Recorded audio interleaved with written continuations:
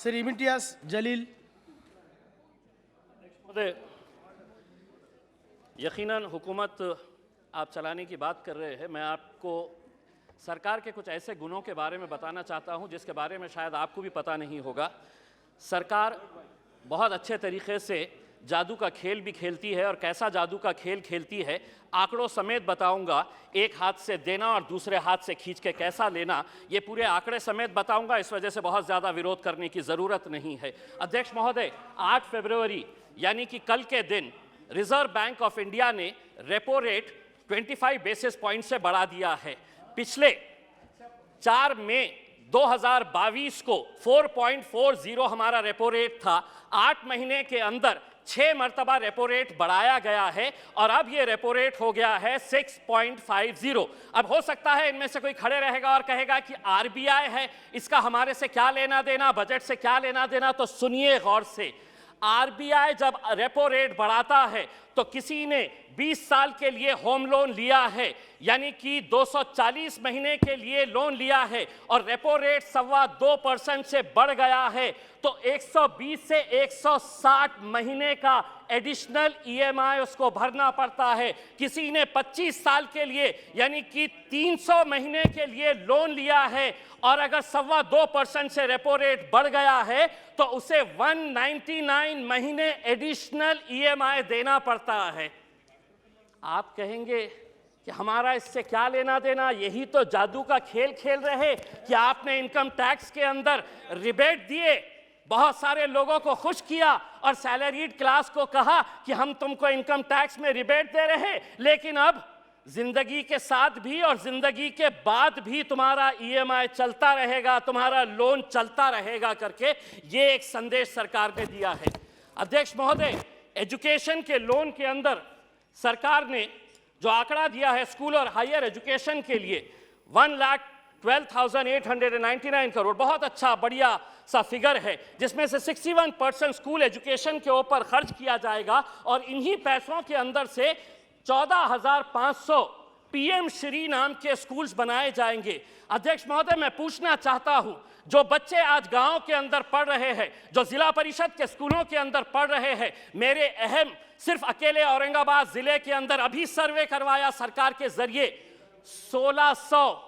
राणे साहब, आप महाराष्ट्र से आते हैं, अकेले औरंगाबाद जिले के अंदर 1600 ऐसे स्कूल्स हैं जिनके सर के ऊपर बच्चों के क्लासरूम्स के अंदर पक्की छत नहीं है, टीन के शेड के नीचे ये 1600 बच्चे तालीम हासिल कर रहे हैं। उनका कसूर सिर्फ इतना है कि वो किसानों के बच्चे हैं, वो गरीबों के बच्चे हैं, वो मजदूरों के बच्चे हैं।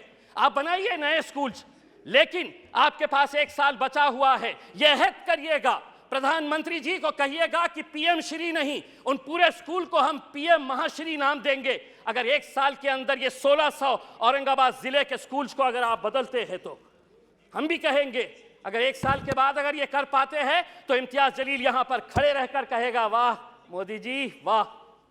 दूसरी ये बात है अध्यक्ष महोदय, माइनॉरिटीज के बारे में मैं ये बताना चाहता हूं।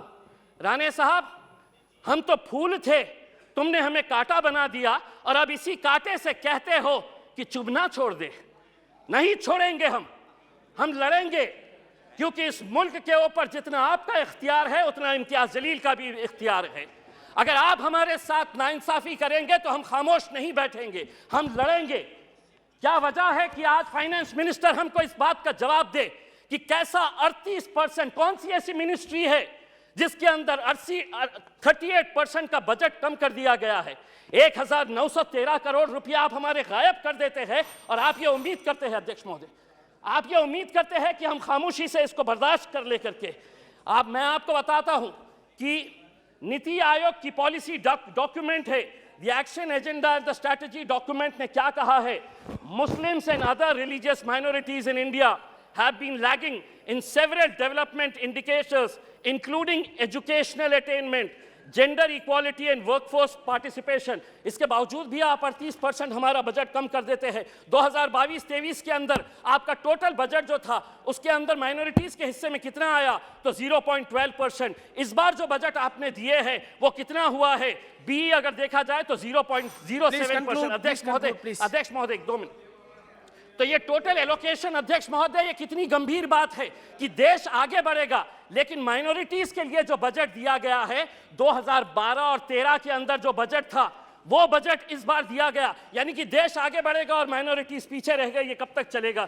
मेरी दूसरी बात ये है अध्यक्ष महोदय, आम आदमी को प्लीज फाइंड अप नाउ। अध्यक्ष महोदय सिर्फ एक minute, GDP, fiscal deficit, monetization, RE, BE, इससे कोई लेना देना नहीं है। इस देश के अंदर वो सम्मान के साथ कैसा जी सकता है, उसकी फिक्र बस उसे यही रहती है। हम वित्त मंत्री से इस बजट के अंदर ये उम्मीद कर रहे थे कि वो ईपीएस 95 के बुजुर्ग पेंशनर्स के बारे में बोलेंगे, वो किसानों की आय कैसी बढ़ाई जाएगी इसके बारे में जिक्र करेंगी। पूरे देश के अंदर कॉन्ट्रैक्ट, अध्यक्ष महोदय एक सेकंड, अध्यक्ष महोदय, पूरे देश के अंदर कॉन्ट्रैक्ट वर्कर्स जो है उनके साथ कैसी नाइंसाफी हो रही। पार्लियामेंट के अंदर भी कॉन्ट्रैक्ट वर्कर्स लगाए जा रहे हैं, उनका पीएफ नहीं भरा जाता, उनका ईपीएफ नहीं भरा जाता, ईएसआईसी का पैसा नहीं भरा जाता है।